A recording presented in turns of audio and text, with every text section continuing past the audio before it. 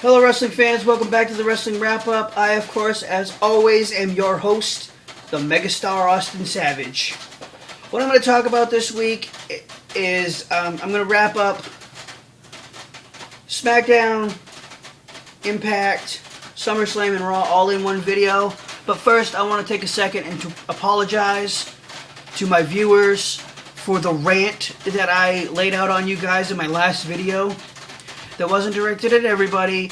That was directed at the few idiots that want to come onto my channel to watch my videos and then turn around and talk shit about my videos and talk shit about me as a person and as a performer. To those people, right there. To the people that watch this show and enjoy it for what it is as entertainment, thank you very much. Now, moving on.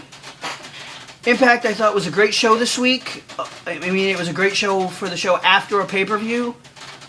All in all, like I said, it was a great show. The knockouts are coming along great. The tag division's heating up. The X division is definitely heating up. The one thing I didn't like was the fact that they're putting a weight limit on the X division. That kind of kills it in a lot of ways. But in a lot of ways, it's good, too. Because now you won't have a lot of, pardon my use of an example here, abysses becoming X Division champion. I mean, there are guys that were bigger that were good X Division champions. I mean, Sonny Siaki is a perfect example. He wasn't exactly a typical X Division wrestler, but he was a good champion. And there have been a few other bigger guys, you know, but Abyss has no business being the X Division champion. He can't hang with those guys in the ring. Yeah, he's big, yeah, he's strong, yeah, he's scary, but he's not an X Division guy. And the good reason I think that they're putting a weight limit on, one of the good reasons is you're going to get to see the traditional X Division wrestlers from all over the world coming into TNA, even if it's for just a short period of time. And they will be bringing their special, unique talents to the X Division. Angle comes out and, you know, he sides with Hulk Hogan, but he doesn't join Immortal. So he's not all the way there yet. I don't know how that's going to play out. It'll be interesting to see. The fact that he's taking out all the younger talent and has started with the Ginger Avenger... I'm sorry. Christian. Yeah, Christian. Crimson. Sorry, I'm thinking about SmackDown already. I'm like 5 sentences ahead of myself. The fact that he's starting with the Ginger Avenger Crimson is great because I can't stand Crimson. I don't think they should be making a big deal out of his undefeated streak, as I've said in previous videos.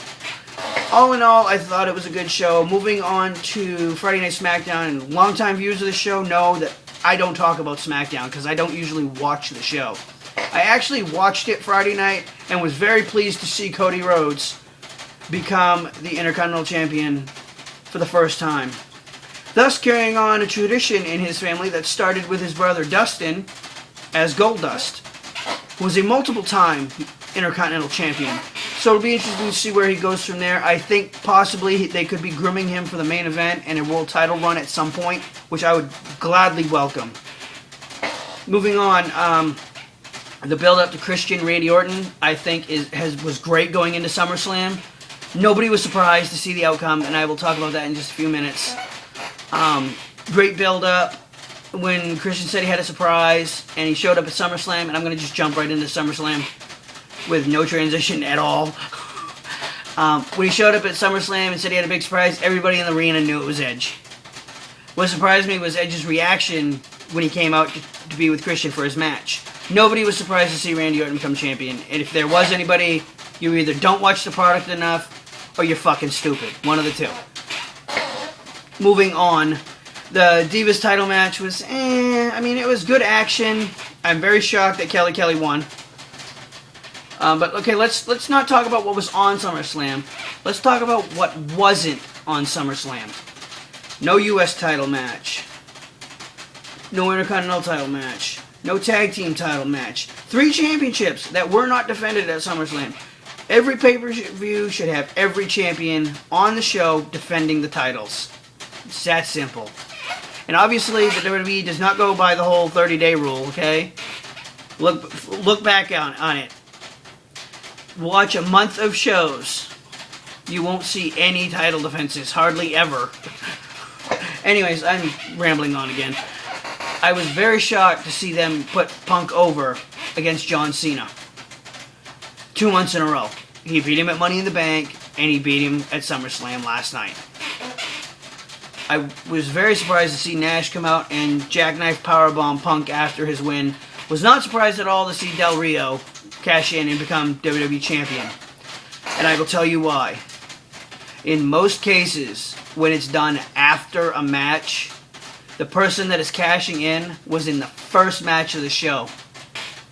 And usually loses, if my memory serves me correctly. But yeah, I mean, going into Raw now, very good show after a pay-per-view. I thought they did very well in the production of the show. I really think they need to come up with some other title for the Divas, maybe a tag team title or a subdivision title, like a tier 2, a second tier title, because there's too many Divas to just have one champion. Maybe tag team titles, I don't know, something, because I think the DOD, Divas of Doom, which that's what Beth Phoenix and Natalya want to be called, would be a great cornerstone for a Divas tag division. I was very happy to see Michael McGillicuddy and David Otunga on the show this week.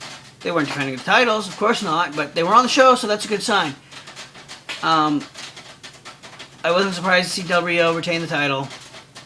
I thought the Punk, Nash promo back and forth was really good television, very well written, very well put together. And I would love to see those two tangle maybe at Night of Champions. And I would just love to see Punk mop the fucking floor with Kevin Nash, because he deserves it.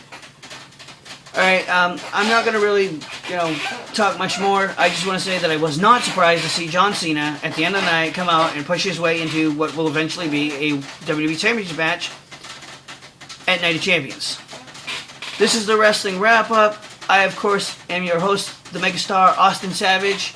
You can email the show, wrestlingwrapup@yahoo.com. Follow me on Twitter, @ProudToBeStraightEdge. Just want to give a shout-out to Violent Productions for subscribing to my channel, commenting on video number 19 about the horror movie genre. I will be doing another video in the very near future about the horror genre. Feel free to email your questions or comments, whatever. Let me know what you guys are thinking, alright? I love you guys. For everybody that watches the show and likes it, thank you very much. For those of you that don't, all I'm going to say is